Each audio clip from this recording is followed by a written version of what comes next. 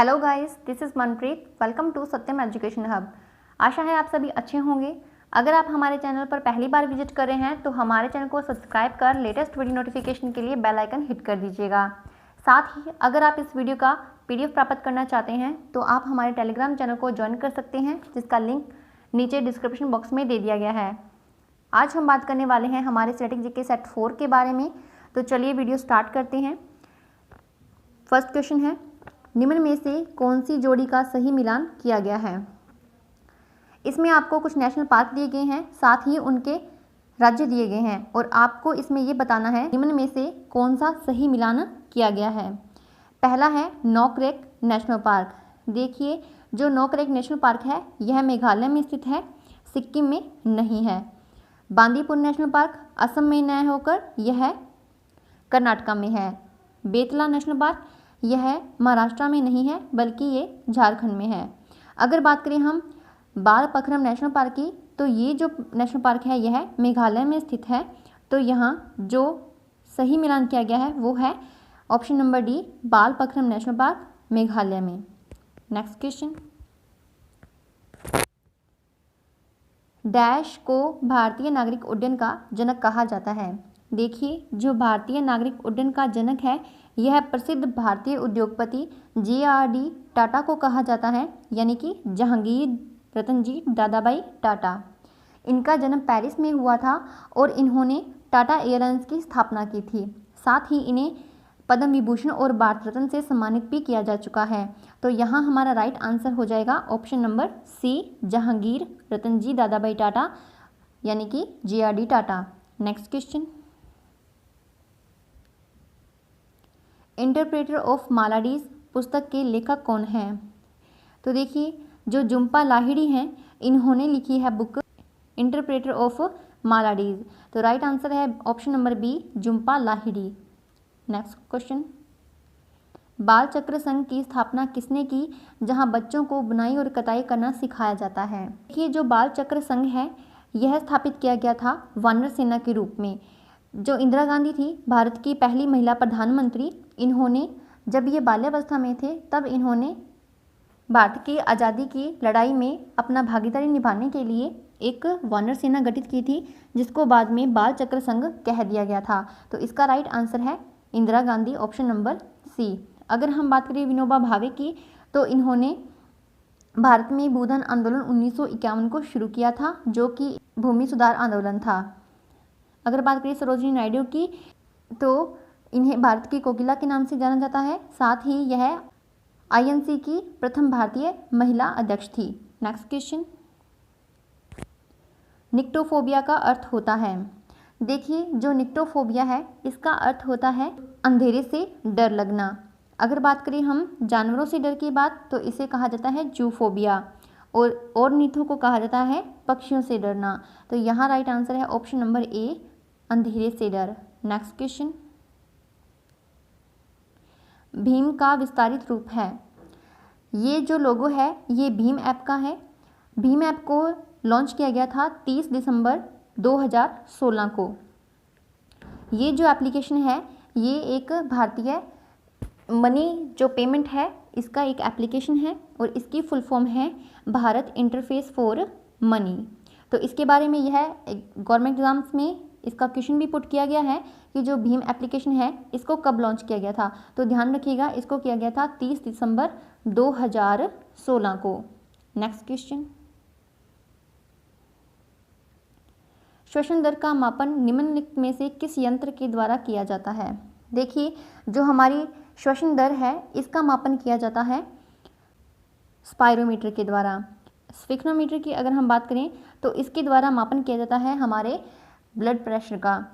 Thermometer के द्वारा temperature का मापन किया जाता है और एनीमोमीटर के द्वारा हवा की गति का मापन किया जाता है। तो यहाँ जो हमारा राइट आंसर हो जाएगा वो हो जाएगा option number B, spirometer. Next question, बालों का अध्ययन क्या कहलाता है। देखिए, यहाँ अध्ययन के बारे में कुछ लॉजियाँ बताई गई हैं, तो हम पहले इन्हें डिस्कस करते हैं। पोमोलॉजी के तहत हम फलों का अध्ययन करते हैं। एग्रोस्टोलॉजी में हम झाड़ियों और घास का अध्ययन किया जाता है। एंटोमोलॉजी में हम कीट का अध्ययन करते हैं और ट्रिग्नोलॉजी में हम करते हैं बालों का अध्ययन। तो यहाँ हमारा राइट आंसर हो जाएगा option number D. Next question, प्रकृति में सबसे सशक्त बल कौन सा है, यानी कि सबसे मजबूत बल बताना है तो वो है नाभिकीय बल। अगर बात की जाए प्रकृति में सबसे कमज़ोर बल के बारे में, यानी कि वीक फोर्स के बारे में, तो वो है गुरुत्वीय बल। और यहाँ जो हमारा राइट आंसर हो जाएगा ऑप्शन नंबर बी, नाभिकीय बल। नेक्स्ट क्वेश्चन, ऑप्टिकल फाइबर का आविष्कार किसने किया था? देखिए, जो ऑप्टिकल फाइबर है ये एक लचीली पारदर्शी बेलनाकार नलिका है और ये जो नलिका है ये सिलिका की बनी होती है। साथ ही ये प्रकाश के पूर्ण आंतरिक परावर्तन के सिद्धांत पर कार्य करती है और इसका जो आविष्कार है ये किया था 1952 में नरेंद्र कंपानी ने। अगर हम बात करें सैमुअल कोल्ट के बारे में तो इन्होंने किया था रिवॉल्वर का आविष्कार। और अगर हम बात करें आर्किमिडीज की तो इन्होंने दिए थे तैरने के सिद्धांत, यानी कि लॉ ऑफ फ्लोटिंग के बारे में आर्किमिडीज ने बताया था। नेक्स्ट क्वेश्चन, डॉस का पूरा नाम क्या है? डॉस जो कि एक ऑपरेटिंग सिस्टम है, इसकी फुल फॉर्म है disk operating system. Option number B यहाँ हमारा राइट आंसर हो जाएगा। नेक्स्ट क्वेश्चन, निम्न में से रमन मैग्सेसे पुरस्कार प्राप्त करने वाले पहले व्यक्ति कौन थे? देखिए, यहाँ बात की जा रही है पहले भारतीय व्यक्ति के बारे में। हमें यहाँ बताना है प्रथम भारतीय व्यक्ति कौन थे यह पुरस्कार प्राप्त करने वाले। तो जो आचार्य विनोबा भावे हैं, इन्होंने पहली बार रमन मैग्सेसे अवार्ड प्राप्त किया था भारत की तरफ से। अगर हम बात करें मदर टेरेसा की तो यह पहली भारतीय महिला हैं जिन्हें रमन मैग्सेसे अवार्ड मिला था। नेक्स्ट क्वेश्चन, निम्न में से कौन सी गैसें पृथ्वी पर ग्रीन हाउस प्रभाव के लिए जिम्मेदार हैं? पृथ्वी पर ग्रीन हाउस प्रभाव के लिए सबसे ज़्यादा जो इफेक्टेड गैसेस हैं उनका नाम है methane, nitrous oxide, carbon dioxide, ozone और जलवाष्प। पहला ऑप्शन है जलवाष्प, नाइट्रोजन। देखिए, जलवाष्प होती है लेकिन नाइट्रोजन नहीं होती। कार्बन डाइऑक्साइड और नाइट्रोजन, कार्बन डाइऑक्साइड होती है लेकिन नाइट्रोजन नहीं होती। ऑक्सीजन और मीथेन, अगर हम बात करें ऑक्सीजन की तो देखिए ऑक्सीजन भी नहीं होती, मीथेन होती है। लेकिन ओजोन और मीथेन, यहाँ पर जो आंसर हो जाएगा हमारा ऑप्शन नंबर डी, क्योंकि पहले और दूसरे ऑप्शन में नाइट्रोजन दिया है जो कि नहीं होगा। और अगर हम बात करें थर्ड ऑप्शन की तो यहाँ ऑक्सीजन दी गई है जो कि नहीं होती। तो यहाँ राइट आंसर हो जाएगा हमारा option number D. Next question,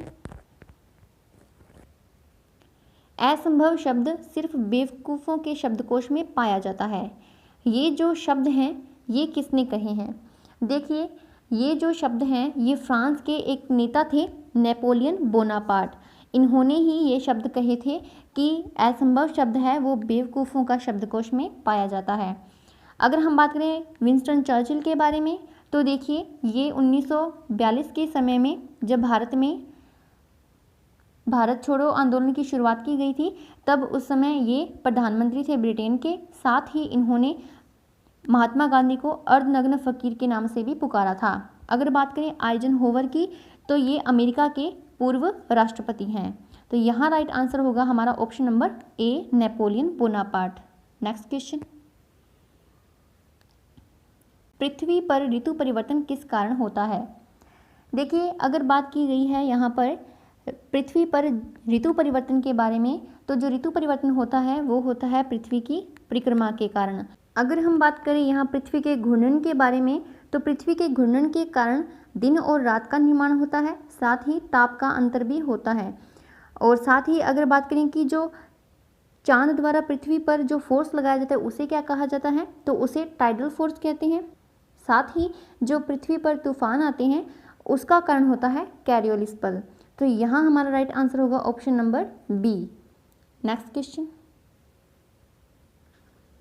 Lok Sabha का जनक किसे कहा जाता है?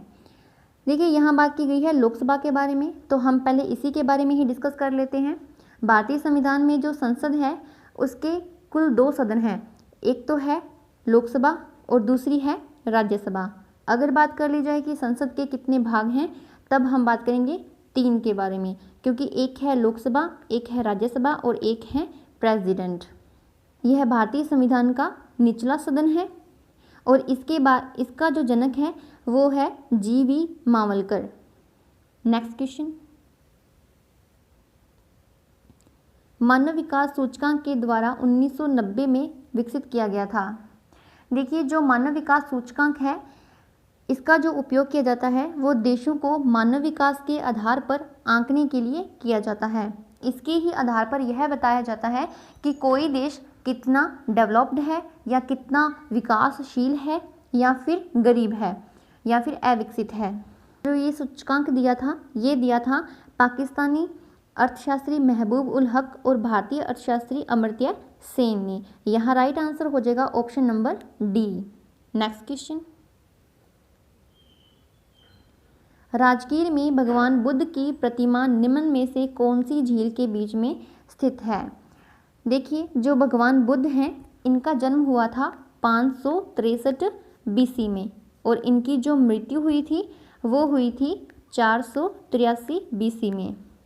और इनका जो पिता का नाम था वो था शाक्य वंश के शुद्धोधन और माता का नाम था माया महादेवी और साथ ही पत्नी थी इनकी यशोधरा, पुत्र का नाम था राहुल।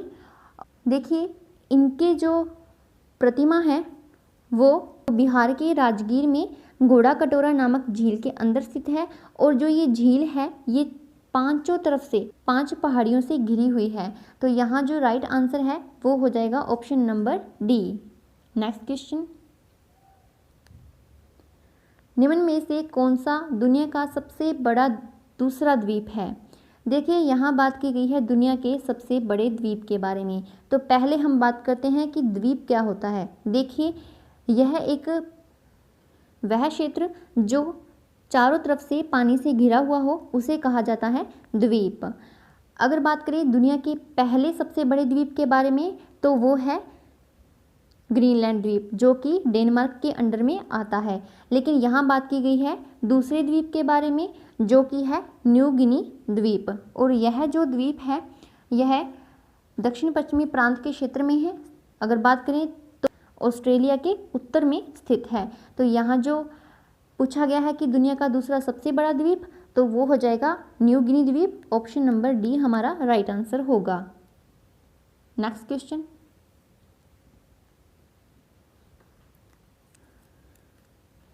यूनेस्को ने नवंबर 2019 को भारत के किन 2 शहरों को यूनेस्को क्रिएटिव सिटीज़ नेटवर्क के अंदर शामिल किया है।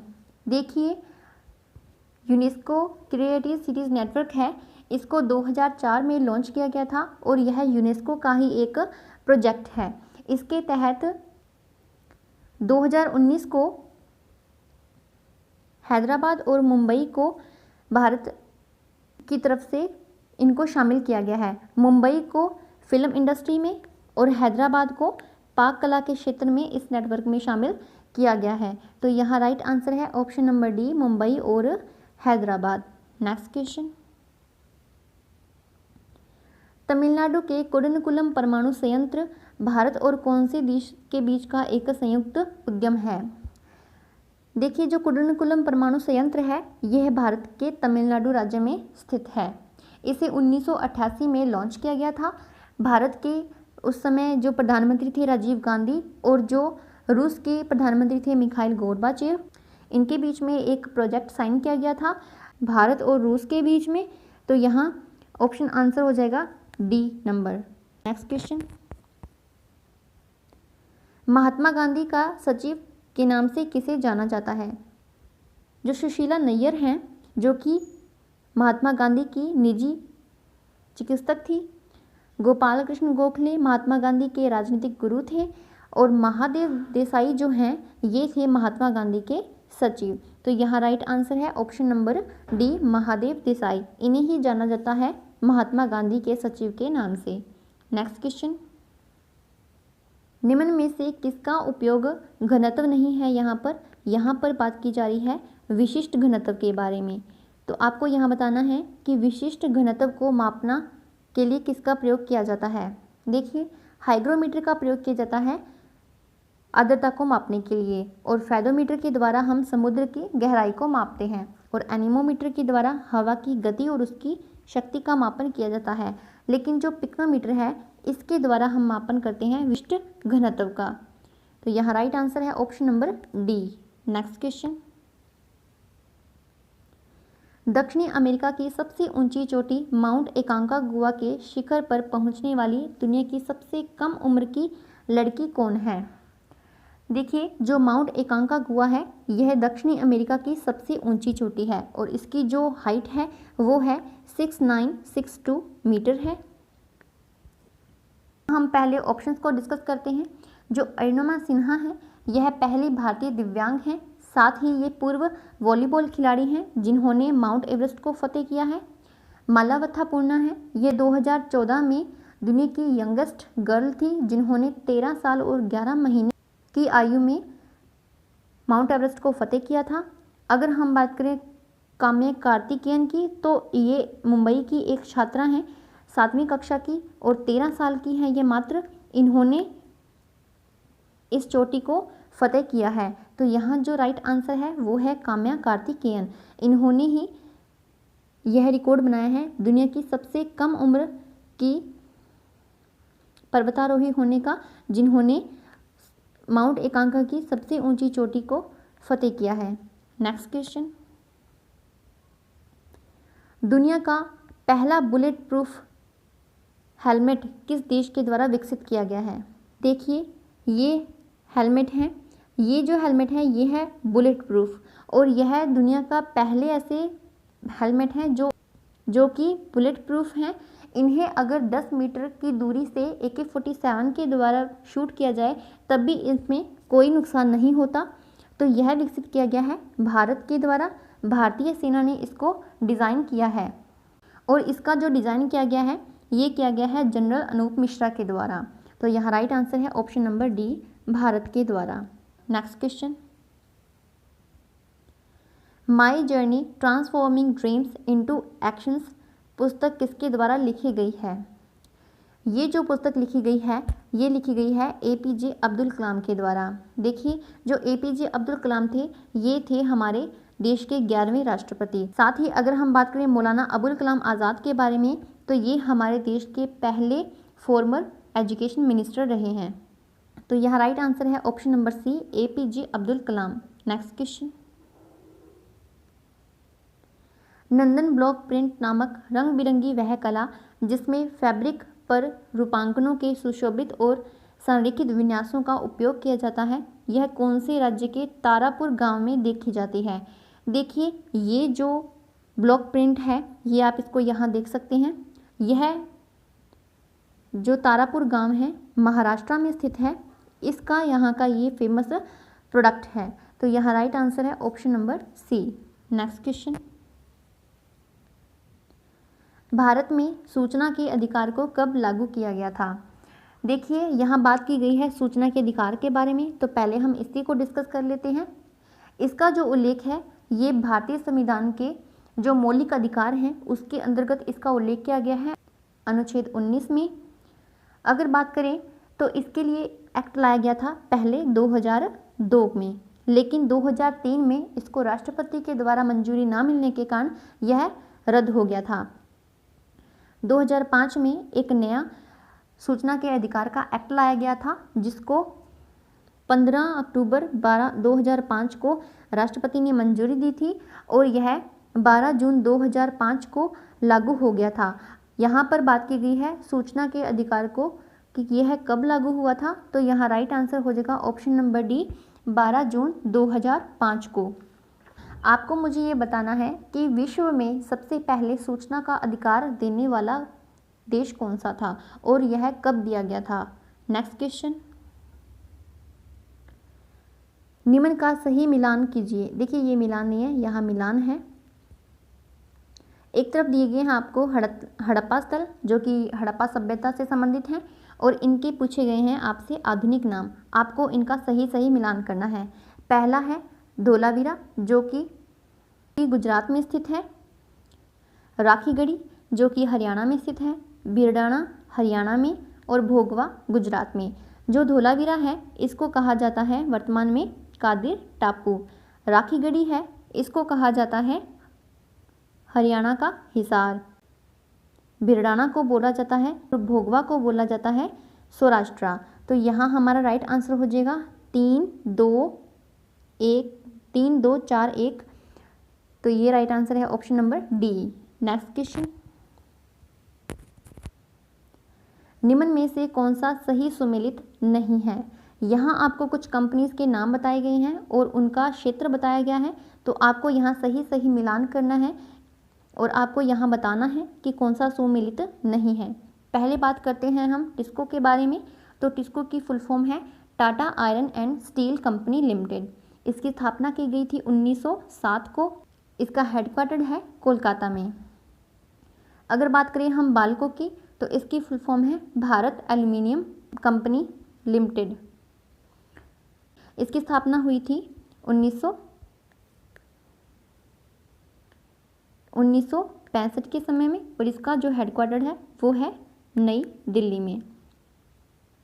अगर हम बात करें बीपीसीएल के बारे में, तो इसकी फुल फॉर्म है भारत पेट्रोलियम कॉरपोरेशन लिमिटेड। इसका जो स्थापना हुई थी ये हुई थी 1952 को और इसका मुख्यालय है मुंबई में।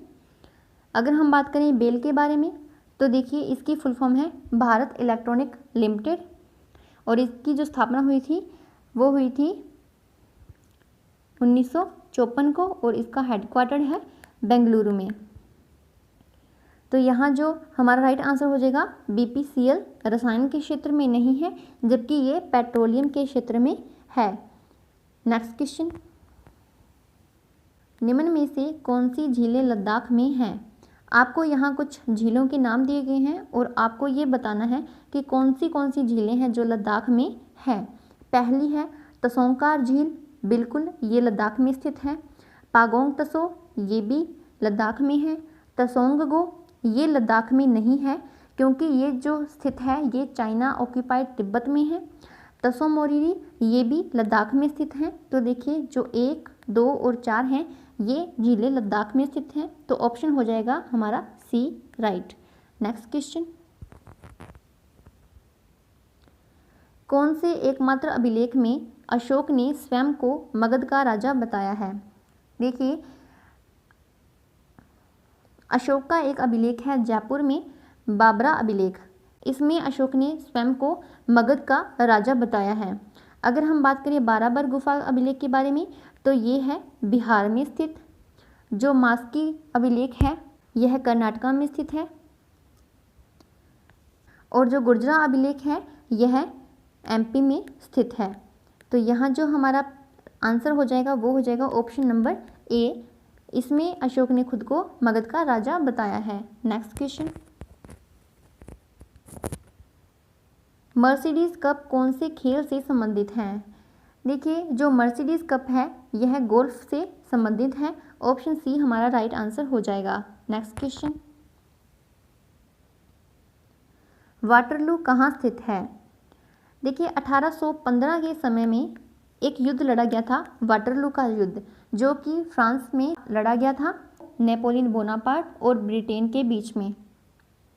ये जो युद्ध था ये नेपोलियन का अंतिम युद्ध माना जाता है। साथ ही ये जो युद्ध लड़ा गया था ये फ्रांस में लड़ा गया था और उस वक्त के नीदरलैंड के एरिया के आसपास लड़ा गया था। लेकिन यदि वर्तमान बारे में हम वाटरलू की स्थिति के बारे में बात करें तो यह स्थित है बेल्जियम में। तो यहाँ डी हमारा राइट आंसर हो जाएगा। नेक्स्ट क्वेश्चन,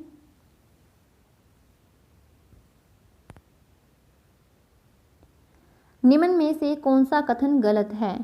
आपको यहाँ कुछ अधिनियम के बारे में बताया गया है और उसका जो मुख्य उद्देश्य था उनके बारे में बताया गया है। तो यहाँ आपको ये बताना है कि कौन सा कथन गलत है। तो पहला देखते हैं मार्ले मिंटो सुधार अधिनियम। ये अधिनियम आया था 1909 के समय में, जब मिंटो जो था वो हमारे भारत का वायसराय था और मार्ले भारत सचिव था। तो इसका जो मुख्य उद्देश्य था सांप्रदायिक प्रतिनिधित्व के बारे में बात की गई थी। भारत सरकार अधिनियम 1935 का था, इसमें स्वशासन के बारे में बात की गई थी। और कैबिनेट मिशन आया था 1946 में। तो इसका जो मुख्य उद्देश्य था ये संविधान सभा का गठन करना था। लेकिन जो 1928 के समय में भारत में साइमन कमीशन आया था, इसका यह उद्देश्य नहीं था कि यह भारत का विभाजन करवा जाए। आपको मुझे कमेंट बॉक्स में ये बताना है कि जो साइमन कमीशन 1928 को आया था और इसका जो गठन किया गया था 1927 में, इसका जो मुख्य उद्देश्य था ये क्या था, यानी कि ये भारत में क्यों आया था। तो यहाँ जो हमारा आंसर हो जाएगा ऑप्शन नंबर डी राइट हो जाएगा। नेक्स्ट क्वेश्चन, भारत के कौन से उत्पाद को दूसरा भौगोलिक संकेत दिया गया है। भौगोलिक संकेत के बारे में बात की गई है, यानी कि जीआई टैग के बारे में। तो हमने पिछली वीडियो में ये डिस्कस किया था कि 1999 में इसका एक्ट आया था और 2003 में ये दिया जाना शुरू किया गया था। और भारत के पहले उत्पाद जो दार्जिलिंग की जो टी थी उसको ये दिया गया था 2004 में। लेकिन यहाँ जो पूछा गया है, ये पूछा गया है कि कौन से उत्पाद को दूसरी बार यह जीआई टैग दिया गया है। तो देखिए, जो केरल का एक उत्पाद है अरनमुला कन्नादी, जो कि एक मिरर है, यानी कि एक दर्पण है, इसको दिया गया था दूसरा भौगोलिक संकेत। तो देखिए, जो पहला है वो तो हम सबको याद रहता है, लेकिन दूसरे के बारे में हमें ज़्यादा याद नहीं होता। तो ध्यान रखिएगा, इसका जो राइट आंसर है वो है ऑप्शन नंबर डी अरनमुला कन्नादी, जो कि केरल का एक दर्पण उत्पाद है। इसको ये जीआई टैग दिया गया था। Next question, man of blood and iron के नाम से किसे जाना जाता है। अगर हम बात करें नेपोलियन बोनापार्ट की, फ्रांस का एक सम्राट था। जोफ्री चौसर है, इसे इंग्लिश पोएम्स का जनक कहा जाता है। और जो सिकंदर है, इसने 326 में भारत पर आक्रमण किया था, यानी कि 326 ईसा पूर्व की बात करें। और अगर हम बात करें man of blood and iron के बारे में, तो ये था ओटो वॉन बिस्मार्क। जो ओटो वॉन बिस्मार्क है, ये जर्मनी का एक नेता था। तो यहाँ आपको ध्यान रखना है, जो man of blood and iron है, इसके नाम से ओटो वॉन बिस्मार्क को जाना जाता है। नेक्स्ट क्वेश्चन, निम्न में से कौन सा एक एंटी टैंक मिसाइल नहीं है। यहाँ बात की जा रही है एंटी टैंक मिसाइल के बारे में। तो हम पहले ऑप्शंस को डिस्कस करते हैं। पहला है मिलन, और जिसे इजराइल से हमने खरीदा है। अमोग जो डीआरडीओ के द्वारा विकसित किया गया है। साथ ही जो कार्नेट ई है, इसे रूस से हमने खरीदा है। और संयुक्त है, ये भारत का एक रडार है। तो यहाँ हम बात कर रहे हैं एंटी टैंक मिसाइल के बारे में। तो जो ए, बी और सी है, यानी कि मिलन, अमोग और कार्नेट ई है, ये सभी के सभी क्या हैं, एंटी टैंक मिसाइल हैं। लेकिन जो संयुक्त है, ये एक एंटी टैंक मिसाइल नहीं है, बल्कि ये एक रडार है। अगर हम बात करें रडार की फुल फॉर्म के बारे में, तो इसकी फुल फॉर्म होती है रेडियो डिटेक्शन एंड रेंजिंग।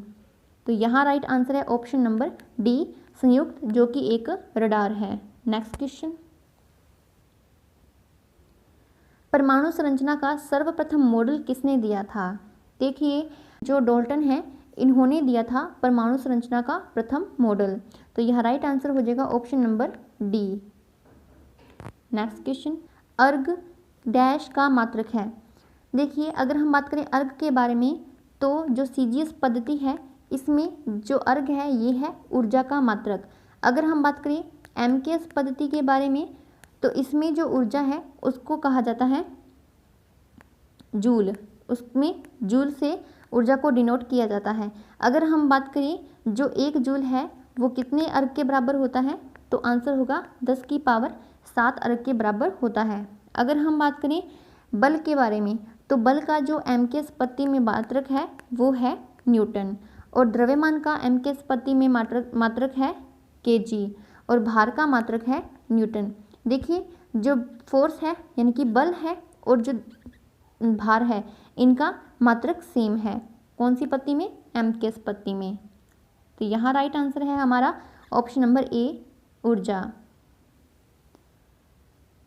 अब हम डिस्कस करने वाले हैं सभी महाद्वीपों की उच्चतम चोटियों के बारे में, यानी कि जितने भी हमारे 7 के 7 महाद्वीप हैं, इनकी सबसे उच्चतम चोटी के बारे में हम आज डिस्कस करने वाले हैं। विश्व में कुल 7 महाद्वीप हैं। पहले हम बात करते हैं कि क्षेत्रफल के आधार पर इनका क्रमानुसार पहले वर्णन करते हैं। तो सबसे बड़ा महाद्वीप है एशिया, फिर आता है अफ्रीका, फिर आता है उत्तरी अमेरिका, और एक आता है दक्षिणी अमेरिका, फिर आता है अंटार्कटिका, फिर यूरोप, और फिर आता है ऑस्ट्रेलिया। तो ये जो क्रम है ये इनके एरिया के क्रम के आधार पर ही इनको रखा गया है। अब हम बात करते हैं इनकी उच्चतम चोटियों के बारे में। पहली है एशिया की माउंट एवरेस्ट। इसको सभी जानते हैं क्योंकि यह दुनिया की भी सबसे ऊंची चोटी है, यानी कि इन सभी से ऊंची चोटी किसकी है? माउंट एवरेस्ट, एशिया की। नेक्स्ट है अफ्रीका। अफ्रीका की जो सबसे ऊंची चोटी है वो है माउंट किलिमंजारो, जो कि तंजानिया में स्थित है। नेक्स्ट है उत्तरी अमेरिका। इसकी सबसे ऊंची चोटी है माउंट मैकिंजले। नेक्स्ट है दक्षिणी अमेरिका। इसकी सबसे ऊंची चोटी है माउंट एकांकागुआ, जिसको सबसे कम उम्र में फतेह करने वाली के बारे में आज ही हमने डिस्कस किया था, जो थी काम्या कार्तिकेयन। नेक्स्ट है अंटार्कटिका। इसकी सबसे ऊंची चोटी है माउंट विंसन मासिफ। यूरोप इसका है माउंट एल्ब्रूस और ऑस्ट्रेलिया इसकी है माउंट क्योस्को। आज की इस वीडियो में इतना ही। अगर आपको हमारा ये वीडियो पसंद आया है तो आप इसे ज़्यादा से ज़्यादा शेयर कीजिए और लाइक कीजिए। जल्द ही मिलते हैं नेक्स्ट वीडियो के साथ। तब तक के लिए पढ़ते रहिए, स्वस्थ रहिए, मस्त रहिए।